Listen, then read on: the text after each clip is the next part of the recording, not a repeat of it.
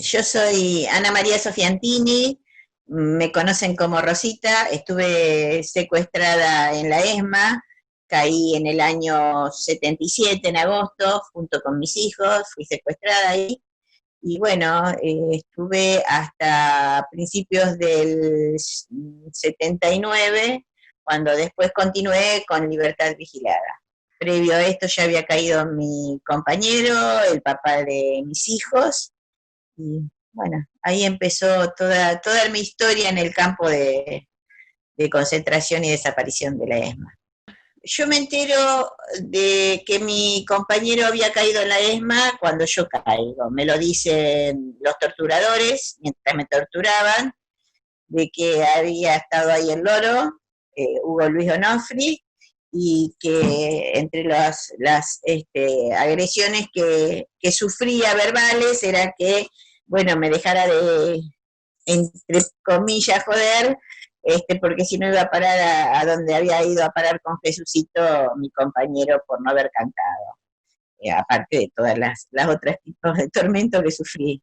Ahí me entero, me dicen ellos, vos sabés que caíste en la ESMA, eh, en realidad yo no sabía quiénes me habían chupado, se corría entre nosotros del campo este de concentración, pero afuera, pero no nos imaginábamos que era de la dimensión terrorífica que era.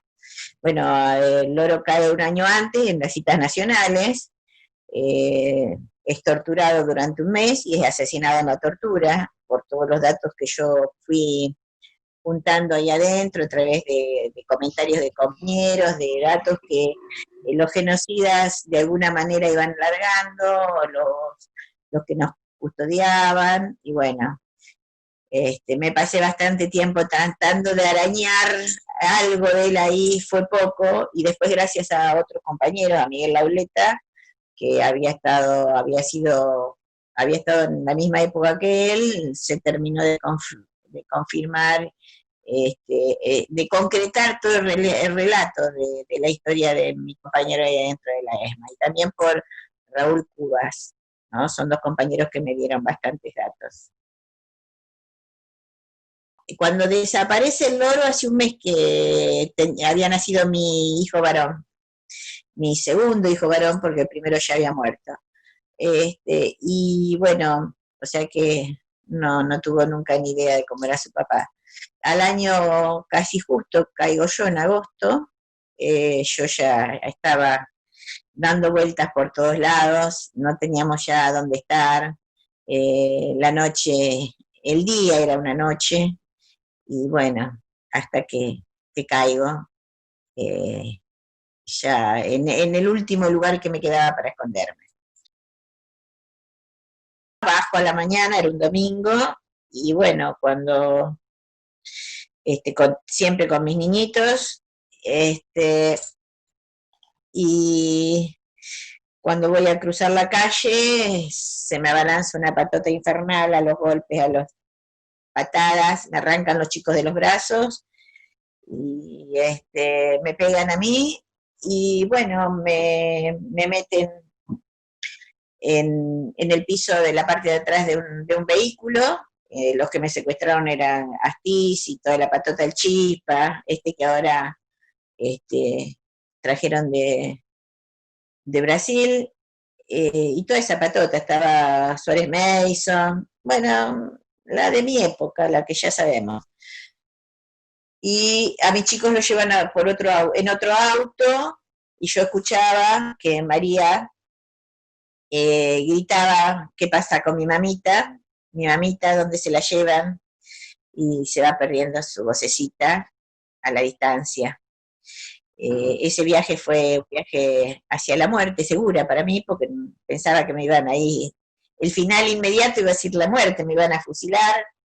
Se hace un viaje sin paradas, es realmente una cosa terrible porque uno está golpeado, medio inconsciente, encapuchado, con esposas en las manos y con las piernas de estos tipos sobre mi espalda, y entonces vos vas teniendo todo, te vas imaginando cuál va a ser tu destino inmediato. Pensé que me dejaban en alguna playa y ahí me fusilarían.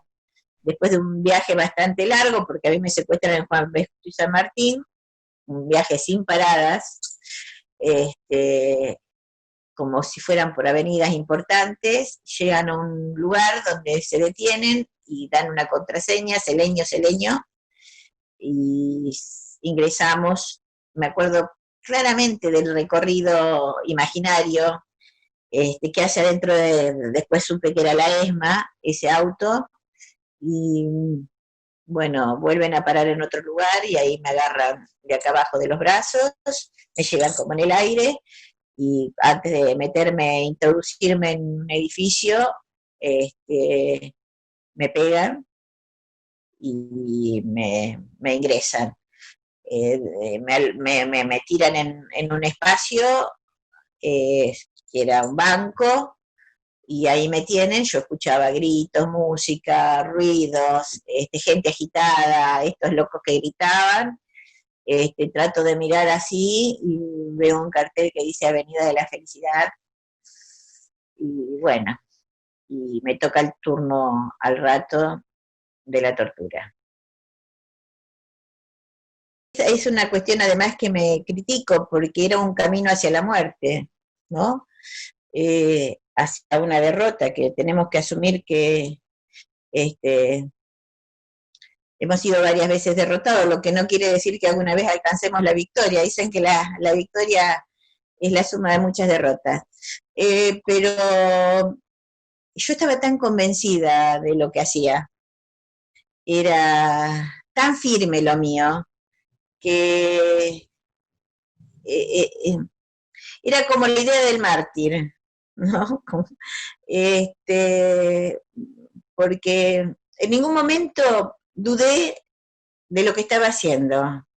En ningún momento me quise ir de la orga o irme del país, o a pesar de todo lo que me insistían mis suegros, porque me decían que era una locura con mis niños todavía seguir, este, mis padres, ni hablar, la tristeza que tenían, pero este, teníamos esa idea del héroe infantil que teníamos, y además el tema de la fortaleza que te da la confirmación de lo que tenés enfrente, son unos asesinos, hambriadores, genocidas, y que de alguna manera uno tiene que seguir.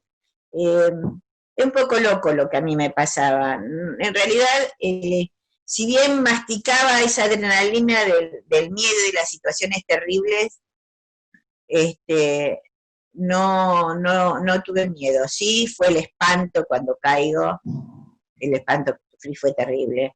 Sí, vivimos épocas extraordinarias, viví épocas de la militancia concreta en territorio, que fue realmente una primavera maravillosa, y después la cuestión se fue complejizando y poniendo cada vez más terrible. Todos los días era enterarte de un amigo, un hermano, un compañero moría, era asesinado, era desaparecido.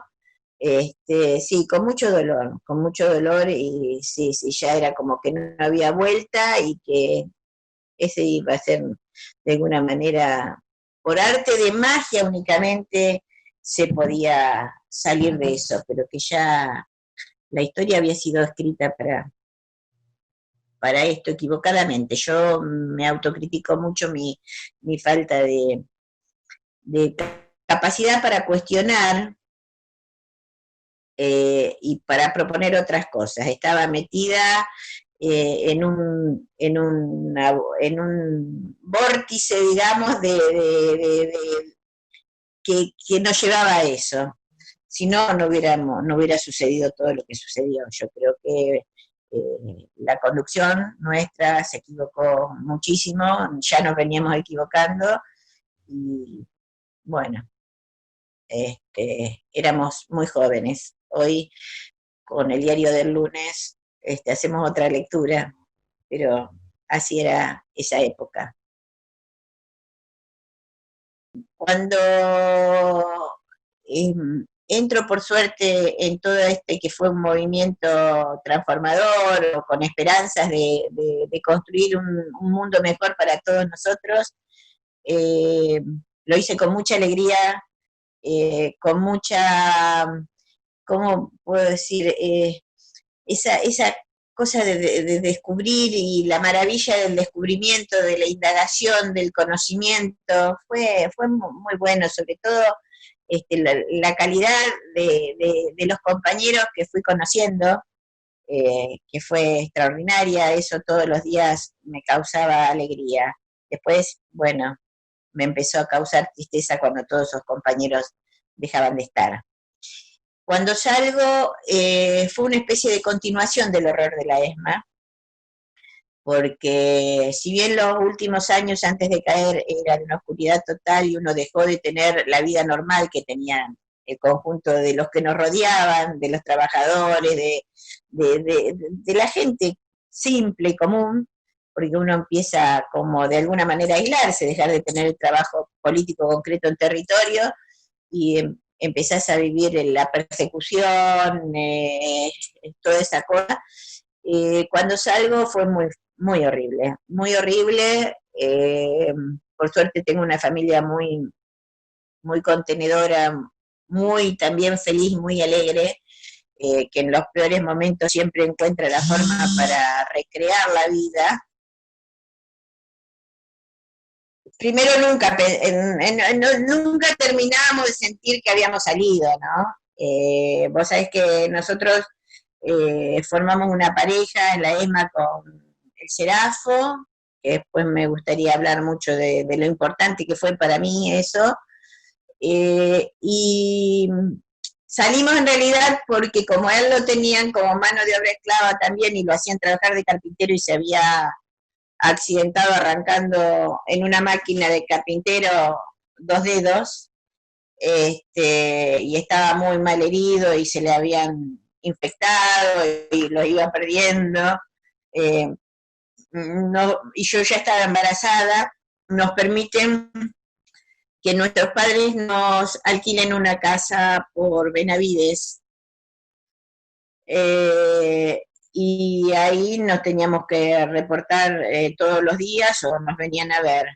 Y al poco tiempo un pariente de Serafo le ofrece un trabajo, pero en Coronel Suárez, se los plantea, porque en realidad los marinos también nos plantean de salir del país, ninguno de los dos quisimos, yo tenía toda mi familia acá, no veía el sentido, siempre fui una terca,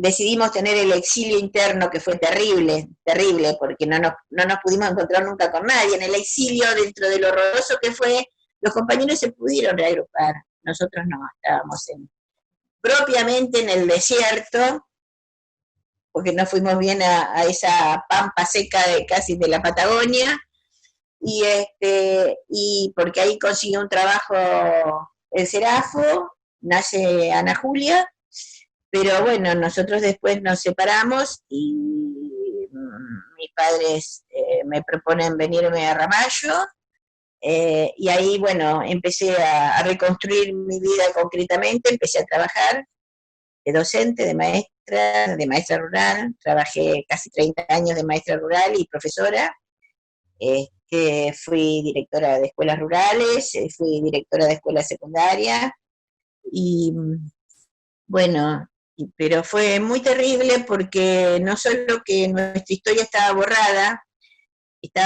en el afuera y estaba borrada en nosotros el poder hablarla.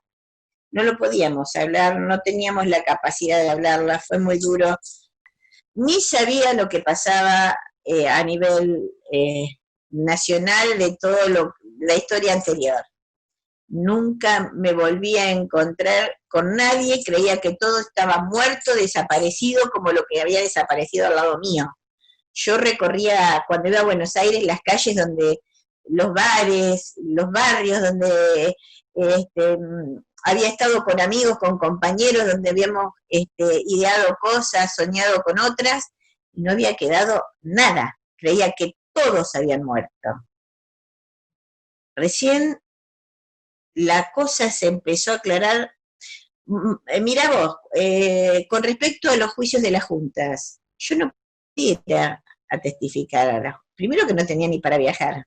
Después tenía toda mi familia, acá no tenía ninguna seguridad de nada. Eso me quedó una culpa terrible toda la vida, de no poder, no haber ido a testificar en el juicio de la Junta. Eh, pero realmente no tenía posibilidades, no tenía cómo, no tenía dónde dejar a mis chicos, no tenía un trabajo que pudiera faltar, no tenía para explicar por qué no iba a estar en la escuela, no estaban las condiciones para una persona que había tenido que volver a una vida común, a la base, hacer una más de tantos, y que bueno, así fue lo que tuve que yo recorrer. Recorrí situaciones muy difíciles porque después me quedé a vivir en un pueblo donde la historia no la podías contar todo, todos sabían lo que había pasado, pero la mitad decía por algo habrá sido. Para mis chicos fue también toda una cuestión difícil, si bien se integraron perfectamente a este mundo pueblerino divino, también tuvimos que era seguir simulando algunas cuestiones. Nosotros, nuestros pensamientos iban por un lado y, y nuestro vuelo era a veces de determinado nivel, no mejor, pero diferente. El vuelo del conjunto era distinto y no nos iban a comprender. Entonces, más de una vez no contábamos nuestras cosas, nos costaba contarlas, no las iban a entender. Uno ya era absolutamente distinto, nuestra vida había sido absolutamente distinto.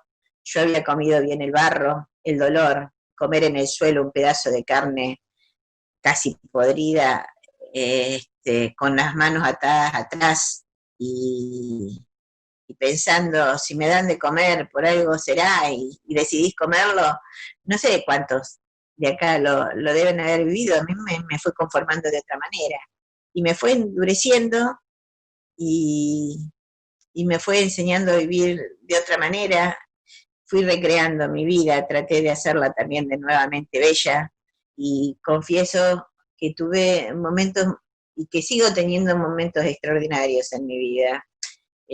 Pude criar unos hijos maravillosos, pude volver a llenarme de amigos que no son los anteriores, porque sabemos que un amigo es único e irrepetible, un compañero es único y irrepetible, pero también pude crear muchos lazos de amistad y de lealtad.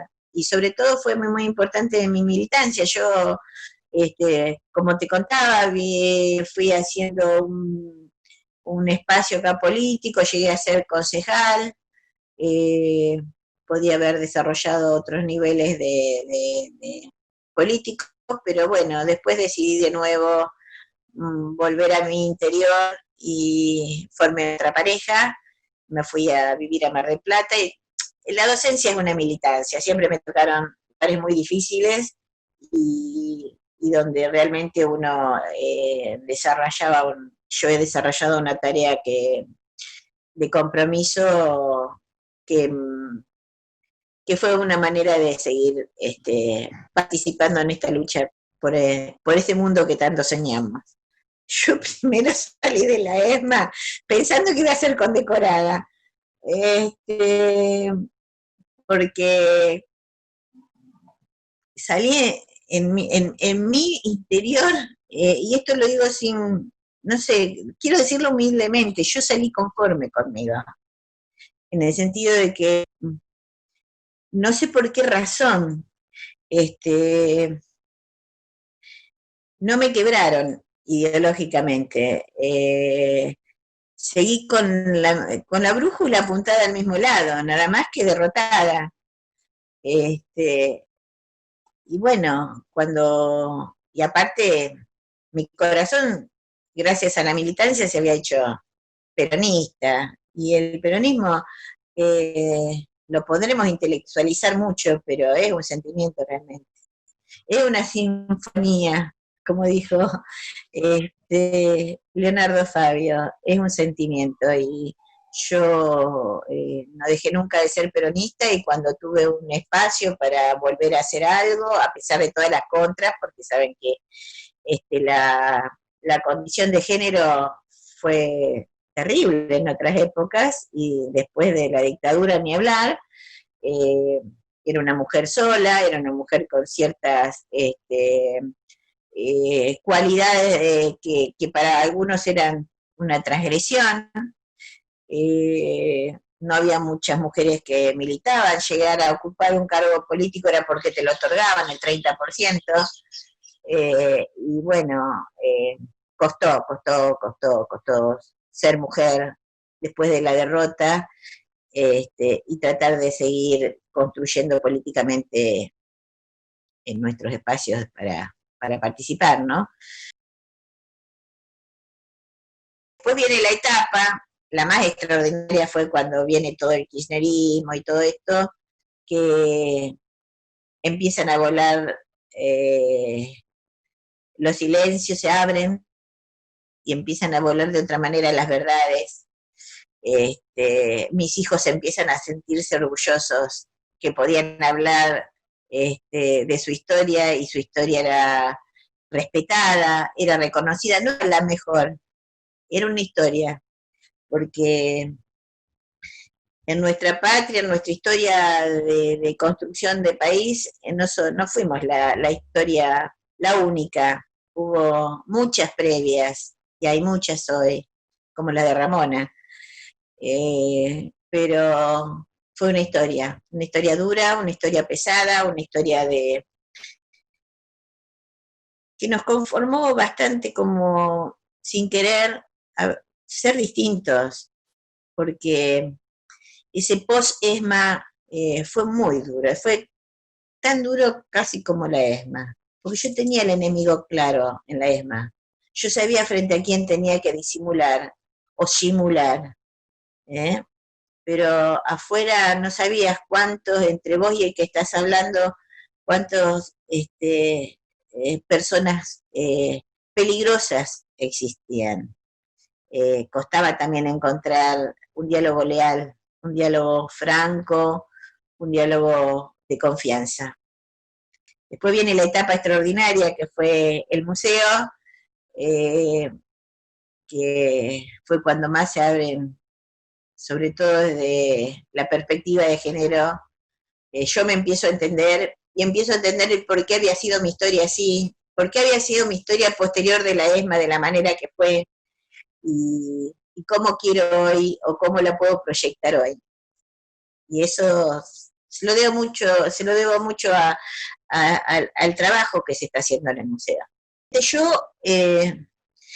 siempre digo que era ese soldado japonés que después de la guerra se quedó en una isla y pensó que la guerra seguía y había terminado, bueno, un poco sola, aislada. O sea, fue recreando y construyendo cosas, pero lejos de su historia.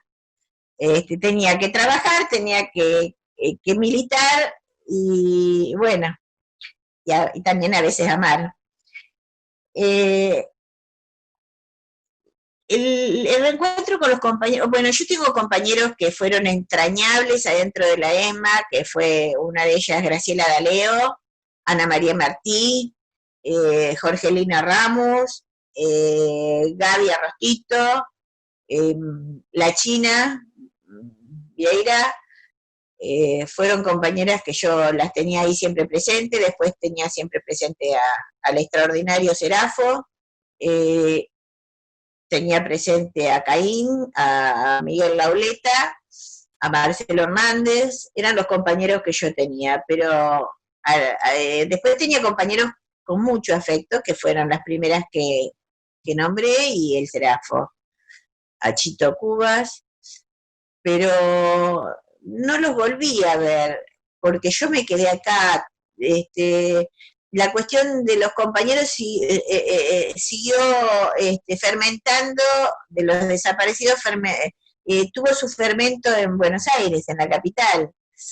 Ellos fueron hacedores de espacios de derechos humanos, como Graciela, todos sus testimonios, con Castillo, o sea, después las declaraciones de ellas en España, se fueron del país, yo me quedé acá, yo fui una exiliada interna. Fue terrible la soledad que pasamos, ¿no? no fue la única, porque ahora que con todos estos reencuentros, gracias a estos momentos que se vivieron posteriores a partir del kirchnerismo, eso lo digo yo, no quiere decir que sea la única verdad, este, eh, nos reencontramos muchísimo porque, bueno, empezaron a aparecer libros, testimonios, nos empezaron a buscar, se fueron enterando que estábamos vivos, me fui enterando que estaban vivos, una de las que sí casi nunca dejé de ver fue Graciela D'Aleo, una compañera extraordinaria para mí, cálida, protectora, comprensiva, en lo particular una hermana, la quiero mucho. Algunos libros que se escribieron permitieron que yo me pudiera reencontrar con compañeros que pensaba que no estaban más. Uno de los libros fue el de los Westergel, que escribieron las chicas la historia de la familia Westergel, que bueno, yo conocí al papá y a Beatriz, yo fui responsable de Beatriz, la quería muchísimo, una niña divina, y al compañero de ella, Fernández Long, y a través del libro nos pudimos juntar eh, todos los compañeros que militábamos en San Isidro, a donde nosotros con el Loro habíamos abierto una unidad básica, la Cesaris, junto con otros compañeros, por supuesto, y de ahí se diseñaban todas las políticas territoriales y gremiales, sindicales que se desarrollaban en la zona. No éramos los únicos, había otros frentes políticos también. Pero fue muy importante. Y ahí fue el lugar que después de mi ingreso a Montoneros me mandan concretamente a trabajar y fue un momento, todo el retorno de Perón fue realmente un sueño maravilloso, maravilloso. Bueno, de ahí, de esa unidad básica desaparecen casi 200 compañeros, entre los desaparecidos sindicales, territoriales de la JP, mucho, es una masacre terrible la que sucede, y cuando estas chicas escriben el libro logran reunirnos a varios sobrevivientes que yo no sabía que estaban, y lo que menos sabían es que ellos conservaban en su memoria a Rosita. O sea, fue como un renacer maravilloso porque volví a encontrarme con algo que creía que nunca más me iba a volver a encontrar. Me encontré conmigo, me encontré con esa joven que era yo, con tantas ganas, eh, y me encontré con todas esas personas que con tantas ganas habíamos hecho cosas. Y eso también me fortaleció y me hizo sentir bien. Dejé de ser esa persona que había nacido después del genocidio. Volví a encontrarme con esa etapa de mi vida que había sido ocultada por todos estos daños terribles que provocó el genocidio.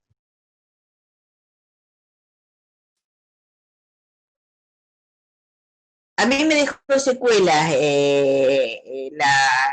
la ESMA, me dejó secuelas de desvalorizarme.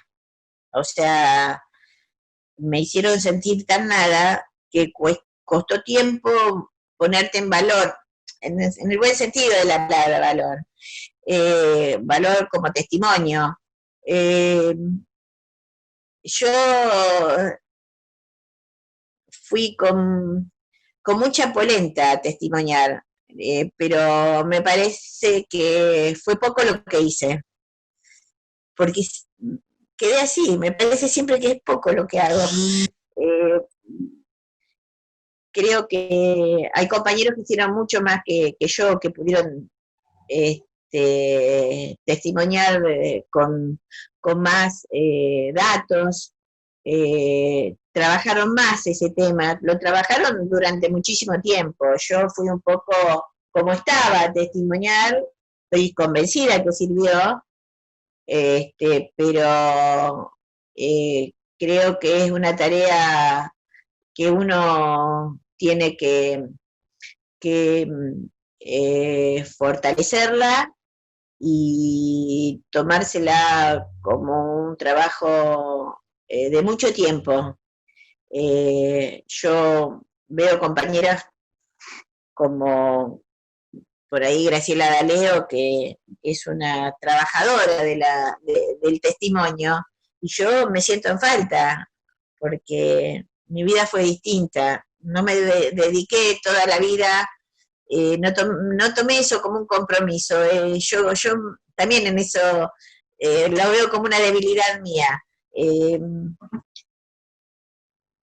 bueno, uno es lo que quedó, lo que se fue rearmando y lo que fue creciendo después, ¿no?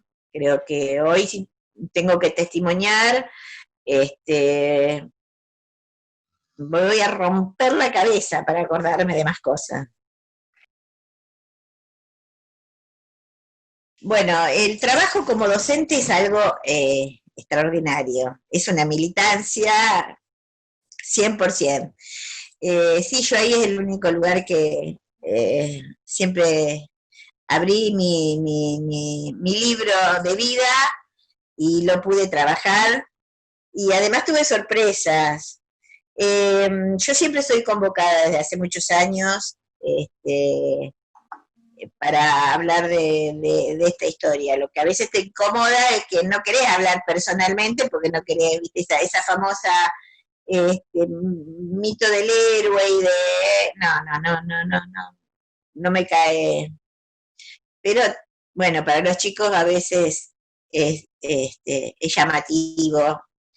Pero mirá vos lo que me pasa una vez en Mar del Plata, ¿no? Yo era directora de la escuela secundaria, una escuela de secundaria difícil, eh, con chicos con serias dificultades socioeconómicas, culturales, y tenía profesoras muy piola, pero que nunca habíamos hablado. Y un día entro al aula y encuentro que una profesora de construcción de la ciudadanía estaba dando una película en la que yo participo, que es sobre Gaby Arrostito,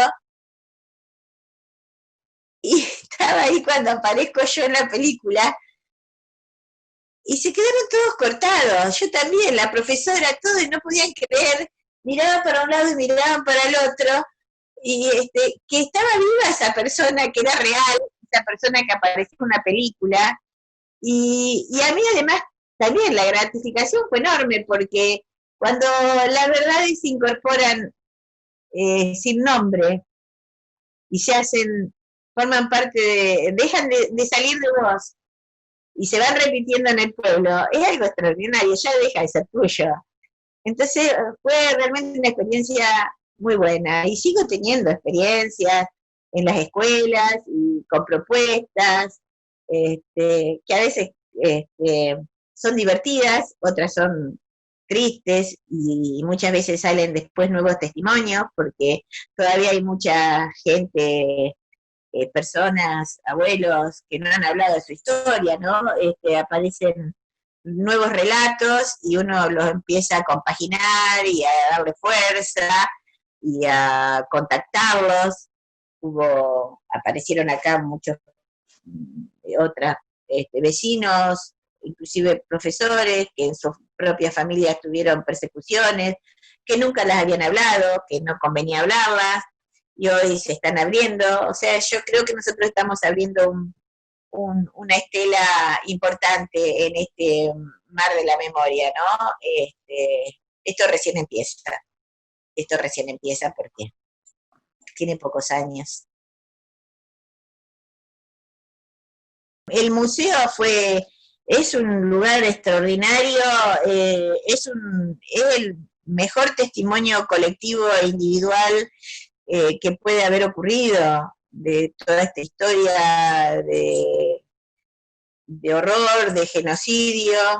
Ahí nosotros, gracias al trabajo que están haciendo ustedes, encontramos un espacio donde poder empezar a relatar la historia en primera persona, esa historia del campo concentrador y desaparición que fue la ESMA, sin interpretaciones. Para mí es muy importante, porque hablar en forma directa, como lo estoy haciendo ahora, es realmente un buen testimonio. No todos pensamos igual, no todos lo vimos igual, cada uno tuvimos una historia singular en ese infierno, pero todas son válidas. Pero sobre todo en estos últimos 5 años, yo me he sentido abrazada en el museo. Me han dicho, este es tu lugar. Creo que ahí nos hemos permitido poder hablar sobre la condición humana, pero sobre todo el trabajo que ahora estamos haciendo sobre la mujer en la ESMA, ¿no? Ese trabajo, ese nueva construcción desde una mirada como mujeres, a donde yo me estoy comprendiendo en mi historia y estoy comprendiendo muchísimo la historia de las otras, eh, porque lo estamos haciendo juntas, porque lo estamos haciendo con honestidad eh, y descarnadamente, pero hemos podido construir un espacio de afecto y de respeto tan grande que, bueno, es una de las cuestiones más preciosas que me están sucediendo en este tiempo. Y esta relectura, una nueva lectura sobre lo que fueron los tormentos y las violaciones, porque las violaciones sexuales fueron los tormentos, el ataque hacia la sexualidad fue terrible y fue duro poder eh, empezar a abrirlo. Y hoy lo estamos haciendo. Hoy lo estamos haciendo y entendiendo, comprendiendo y madurando el tema de lo que significó ser mujer en la ESMA y en los campos de concentración. El ser mujer en la ESMA me despertó las ganas de indagar, de comprender y de construir a partir de toda esa indagación un nuevo concepto de lo que es ser mujer. Si bien nosotros nos considerábamos que, entre comillas, no sé, que éramos revolucionarias, en otras épocas yo me consideraba una mujer libre, la vivía la libertad de alguna manera, yo me quería parecer a los varones, para poder tener esa libertad. Hoy me quiero parecer a las mujeres, a la mujer de hoy, a la mujer de las jóvenes de hoy, a las mujeres que hoy con sus contradicciones o no, buscan el lugar de la mujer. Nosotros decíamos que hacíamos dos revoluciones, la del hombre y la de la mujer, pero no era tan así. Hoy, bueno, a lo mejor hicimos la revolución junto al hombre o no, o hicimos transformaciones junto al hombre, pero hoy fundamentalmente nos estamos transformando y comprendiendo a nosotras mismas. Venimos de una cultura patriarcal que estaba instalada en todas las organizaciones y movimientos sociales. Yo aparte estoy trabajando con compañeras que la pasaron terriblemente mal. Yo en mi caso tuve la suerte de poder recrear ahí adentro mi vida formando pareja con otro compañero, y entonces pudimos crear un espacio de lealtad, hasta a veces de esperanzas, hasta a veces de risas, pero hubo compañeros que de entrada le dieron, o compañeras que de entrada le dieron la cachetada del horror y fueron abusadas salvajemente y condenadas después por ser mujeres por esa historia. Condenadas por todos, condenados por todos, todos y todas. Y yo hoy las reivindico, las valoro profundamente y las ennoblezco, porque sufrieron lo peor de lo que puede suceder de los tormentos. Compañeras que tuvieron que fingir que quedamos con todas, quedamos con secuelas psíquicas, que no sé, nos ha costado y les ha costado mucho volver a ser felices por ahí integralmente como mujeres, porque te van destruyendo de una manera psicológica, de una crueldad infinita.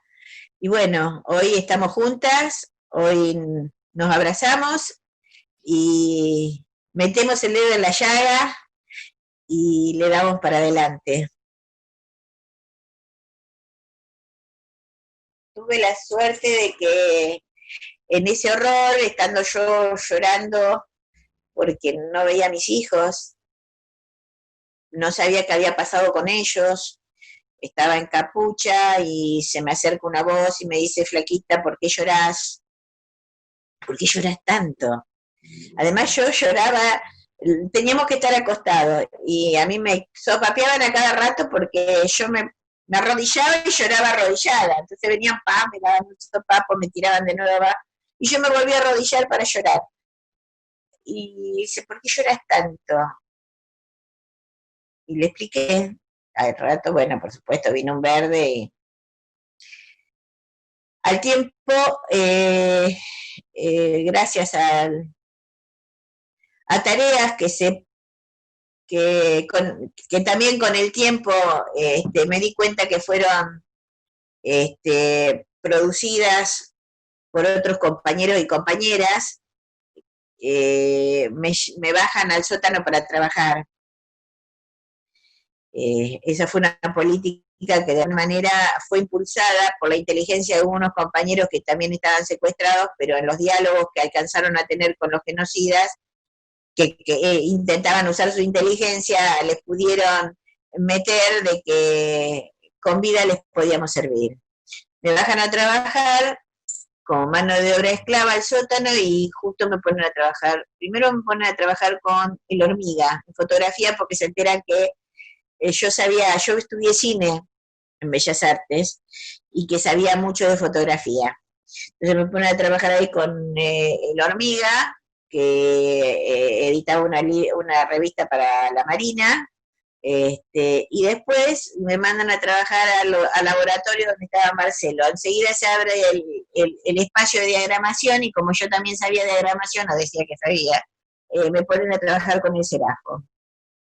Y bueno, ahí en ese rincón que se arma, que eran compartimentos, empiezo a convivir con el Serafo hasta que, bueno, se va transformando de alguna manera ese horror en un espacio de compañerismo y sinceridad. Empezamos a animarnos a contar lo que cada uno realmente seguía conservando de sí mismo y que todo lo demás era una simulación.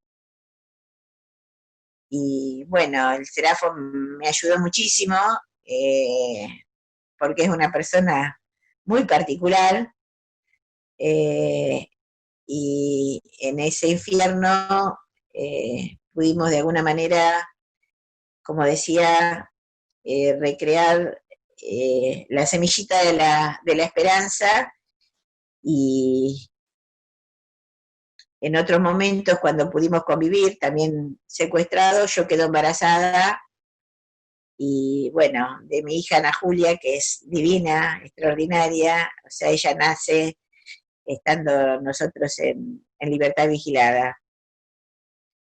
Eh, nos pasaron muchísimas cosas con el Serafo, cuando se enteran los marinos, este, nos amenazan, nos castigan, nos niegan la posibilidad de poder conformarnos como pareja, pero nosotros les planteamos que hagan lo que quieran, pero que lo nuestro ya no tenía retorno, y que era así.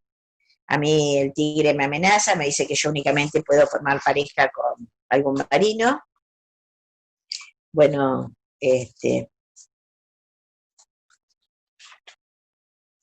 cosa que no fue, porque ya defendimos a rajatabla, digamos, o si no lo permitían que nos mataran. Y bueno, se fueron dando cosas también dentro de la ESMA que se fueron relajando algunas cuestiones también. Esto no podría haber a lo mejor pasado un año antes o 2 años antes. Ya era la época que empezaban a dar ciertas supuestas libertades, digamos, o ellos empezaron a generar una política entre nosotros de, bueno, permitirnos ver a la familia, convencidos que no iban a tener un Nuremberg como nos decían ellos, ¿no? Que por ahí nos tenían que matar a todos porque ellos no querían tener ningún juicio. Al final lo tuvieron, se equivocaron bastante. A pesar del genocidio que hicieron de los 5.000 compañeros que pasamos por ahí, de los tantísimos asesinados tirados al mar por ellos, ¿no? Como o muertos en tortura como mi compañero Hugo. Primero cuando caímos derrotados. Aunque yo pensaba que no. En mi inconsciencia política y este, pensé, suponía una segura victoria en algún momento, pero caímos en la derrota, si no, no hubiéramos caído. Y frente a la certeza de la derrota, ¿por quién ibas a morir? ¿Por quién ibas a morir si estábamos derrotados? ¿Por cuál victoria íbamos a morir? Entonces empiezo a justificar yo, por ahí no lo pensaba así en ese momento, pero ahí empiezo a entender este, los compañeros que, como decíamos comúnmente, cantaban, que pensábamos que eran traidores, que las compañeras que eran sometidas a los vejámenes más terribles y que después quedaban en un estado de sumisión, de simulación, que les costó mucho tiempo poder salir de ahí porque las habían prácticamente destruido. Entonces, este encuentro de mujeres en la ESMA es tan importante, aparte de todo lo que uno se fue enriqueciendo, porque vos ves compañeras que tienen mucha más claridad, que han podido entenderlo antes que yo, que te lo ofrecen y te lo muestran y te enriquecen. No, fue extraordinario. El tema de las violaciones sistemáticas, las violaciones sexuales de las compañeras fue un tema que realmente lo tenemos que multiplicar, hablar y generar espacios de comprensión, de entendimiento y valorar profundamente la vida de esas compañeras que no solo fueron sometidas salvajemente dentro del campo, sino que posteriormente siguieron siendo estigmatizadas de una manera perversa, no solo por los genocidas y todo ese espacio reaccionario, sino por compañeros del campo popular y compañeras del campo popular. Todavía encuentro compañeros que ponen límites, compañeras y compañeros que ponen límites entre los supuestos héroes y los que no lo fueron. Y ni hablar el problema que hemos tenido las y los sobrevivientes frente al común, frente al trabajo cotidiano en derechos humanos. Por mucho tiempo los sobrevivientes y las sobrevivientas hemos sobrevivido por algo, para muchos sobrevivimos porque traicionamos. Yo les puedo asegurar que no traicionamos, Nadie quiere morir, ¿eh? Nadie pidió ir a la ESMA. Eh, Todos éramos extraordinarios antes de caer ahí. Dimos la vida. ¿Y después qué? ¿Nos preferían a todos muertos? Y si aparecieran todos los que murieron y les conociéramos el desempeño en esos lugares de horror, tal cual como realmente fue, ¿los volveríamos a poner como héroes? ¿Los héroes son únicamente los que murieron o no hubo héroes? Hubo jóvenes que intentamos ser revolucionarios o que fuimos revolucionarios, jóvenes que teníamos sueños y que nos pasó lo que nos pasó y que ese horror no lo manejamos nosotros, lo manejaron los que quisieron oprimir, los que quisieron hacernos desaparecer de la tierra. Yo empecé a militar a los 12 años, cuando salí de sexto año, me metí en el PC, yo le llamo la escuela de la ignorancia, porque hablábamos del proletariado y no conocíamos a los cabecitas negras. No sabía absolutamente de la historia profunda de nuestro país, pero igual era una actividad muy humana la que tenía, y a partir de ahí, bueno, empecé a tener una formación. Considerábamos que íbamos a la par de los hombres y sentíamos, intuíamos que la mujer tenía también otra cosa que hacer, pero priorizábamos esa lucha de conjunto. Aún hoy la siento, cuando él les contaba que me hizo creer crack y croc, se me rompieron un montón de cosas a partir de hoy, en mi visión, mi subjetividad. Entiendo que es la tarea de la mujer es una cuestión muy específica. Si bien antes que lo propio, prefiero que no haya un chico que pase hambre, y mi lucha fundamental es esa, un niño o una niña que esté con hambre. Considero que hoy las mujeres empezamos y también me siento parte, no es que ustedes y nosotras, me siento parte. Hemos comenzado una lucha muy profunda